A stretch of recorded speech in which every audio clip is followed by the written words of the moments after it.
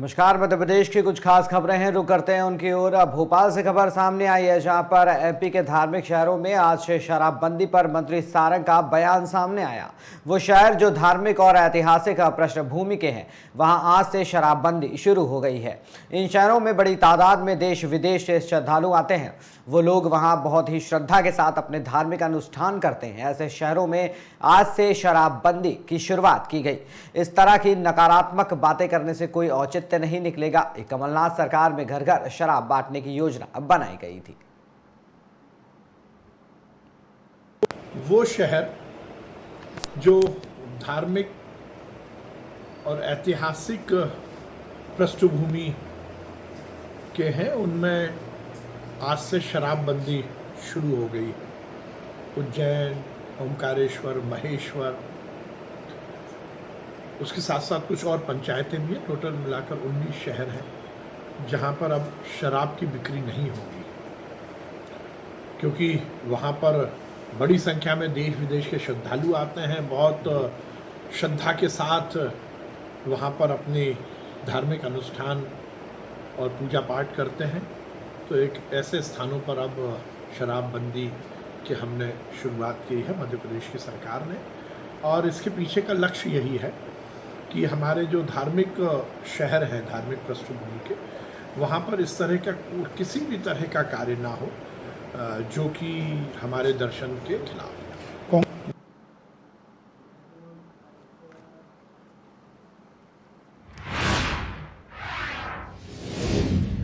खबर मध्य प्रदेश की राजधानी भोपाल से है, जहां पर राजधानी को शर्मसार करने वाली घटना सामने आई है। 5 वर्षीय बच्ची के साथ दुष्कर्म का मामला सामने आया। घर के सामने रहने वाले युवक ने वारदात को अंजाम दिया। फ्रूटी पीने के लिए पहले 100 रुपए दिए और फिर नाबालिग के साथ दुष्कर्म किया। मासूम के चिल्लाने पर माता पिता पहुंचे। मौके से आरोपी फरार हो गया। डायल 100 को सूचना मिलने के बाद पुलिस ने कार्रवाई की और आरोपी के खिलाफ पुलिस ने मामला दर्ज कर आरोपी को थाना अवधपुरी पुलिस ने गिरफ्तार किया है। मामले की जांच में पुलिस जुटी है। अवधपुरी थाना इलाके का ये पूरा मामला है।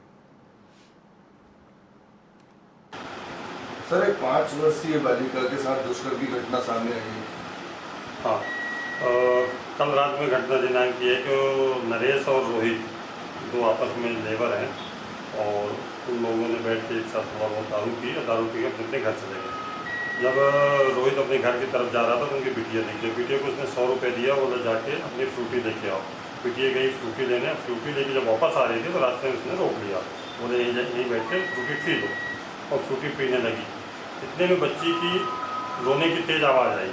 माँ ने बाहर आके देखा, बच्चा तो छोटा बच्चा खेल रहा था, बड़ी बिटिया नहीं थी। और उसके फादर और माँ दोनों जिस तरह से चिल्लाने की आवाज़ है उस तरफ बढ़े और जाके देखते हैं कि अंधेरे में वहाँ पे बिटिया के अर्धनग्न में थी और वो भी अर्धनग्न में था। जिसको चिल्लाया, माँ ने बिटिया को उठाया और वो भट गया वहाँ से। सर, कितने व्यक्ति शामिल सर?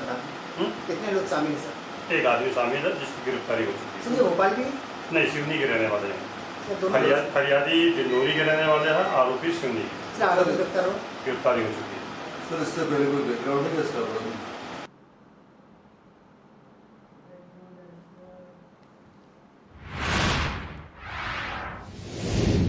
रायसेन से खबर है, जहां पर अवैध शराब, दहेज प्रथा और धर्मांतरण को लेकर सुल्तानपुर क्षेत्र के आदिवासियों ने डिप्टी कलेक्टर को ज्ञापन दिया। रायसेन जिले के सुल्तानपुर तहसील के कई गांवों के आदिवासी समाज के लोग मंगलवार को कलेक्ट्रेट पहुंचे और डिप्टी कलेक्टर को ज्ञापन सौंपा है। ग्रामीणों ने अपने गांवों में अवैध रूप से बिक रही शराब पर चिंता जताई है, जिससे कई परिवारों के जीवन पर बुरा असर पड़ रहा है। ग्रामीणों ने दहेज प्रथा को लेकर भी अपनी परेशानियां साझा की। साथ ही साथ उनका कहना था कि गरीब परिवारों की बेटियों की शादी दहेज के कारण समय पर नहीं हो पाती है और मजबूरन माता पिता कर्ज लेकर शादी करने को विवश होते हैं। इससे वे आर्थिक संकट में भी आ जाते हैं। मेरा नाम सोनी भुरिया है। मैं जनजाति आदिवासी समाज से हूँ और मैं भी यही चाहती हूँ कि समाज में जो दहेज प्रथा चल रही है उस पे भी शासन ध्यान दे, ताकि हमारे गरीब व्यक्ति जो भी है, गरीब भाई बहन, किसी के पास है पैसे, किसी के पास नहीं है, फिर भी जोर जबरदस्ती करके दहेज प्रथा बहुत ज्यादा अधिक हो गई है।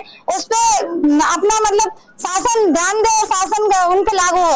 और नशाखोरी, नशा हर घर में आज नशे से पीड़ित व्यक्ति, कोई बहन है तो कोई बच्चे हैं, हर चीज मतलब नशे से भी बहुत पीड़ित है। इसलिए नशे पे भी शासन ध्यान दे। नशाखोरी हर चीज जगह जगह, तीज त्योहार पे, शादी के सीजनों में नशा बहुत अधिक हो गया है। तो मैं चाहती हूँ कि सरकार से निवेदन है मेरा कि उस पर ध्यान दे और शासन ऐसा कोई नियम लागू करे जिससे। मैं ग्राम आमाको की हूँ। मेरा नाम सोनी भुरिया है, मैं जनजाति आदिवासी समाज से हूँ।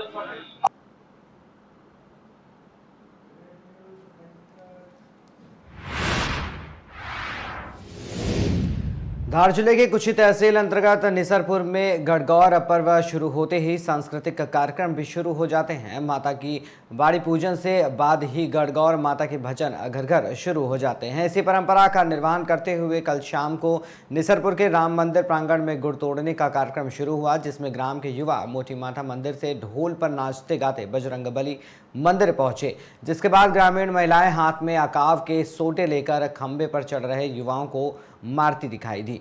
युवा भी अपनी मस्ती में खंबे पे एक के ऊपर एक चढ़ते गए और कई गिरते गए और इधर उधर महिलाएं जमकर सोटे बरसाती रहीं। ये परंपरा कई सालों से चली आ रही है। इस कार्यक्रम को देखने के लिए आसपास के कई गांवों के लोग भी पहुंचे थे।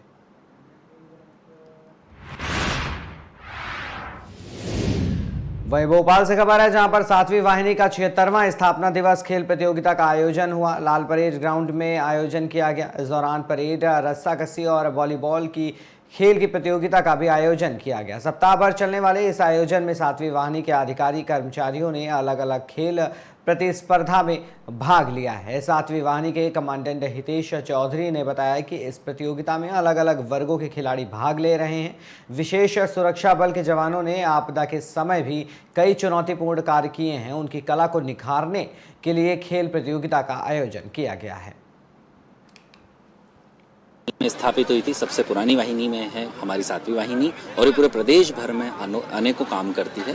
बहुत ही लॉ एंड ऑर्डर से लेकर हर तरह के कार्य यहाँ पर होते हैं। ये जो हमारा 76वां स्थापना दिवस है, इसको हम पूरे सप्ताह मनाया जा रहा है। मुख्य उद्देश्य ये है कि जो हमारे वाहिनी के सबऑर्डिनेट्स हैं, जो हमारे अधिकारी कर्मचारी जवान हैं, ये सब आपसी समन्वय बेहतर बना पाएं। इसमें व्यावसायिक दक्षता का विशेष आयाम रखा गया है ताकि उनकी व्यावसायिक दक्षता बेहतर हो। बलवा ड्रिल से लेकर के लॉ एंड ऑर्डर में कैसे बेहतर काम कर सकते हैं, वो इन 5 दिनों में सिखाया जा रहा है। साथ ही स्पोर्ट्स बहुत ही महत्वपूर्ण परंपरा पुलिस विभाग की रही है, जिससे फिटनेस बेहतर होती है। तो सभी जो वाहिनी के अधिकारी कर्मचारी, उनको टीमों में बांटकर और स्पोर्ट्स का आयोजन कराया जा रहा है। आज पहला दिन है, 1 अप्रैल है। आज यहाँ पर एक KP की भी कैंटीन हमारी होती है, जिससे बहुत लाभ मिलता है परिवारों को। उसका आज उद्घाटन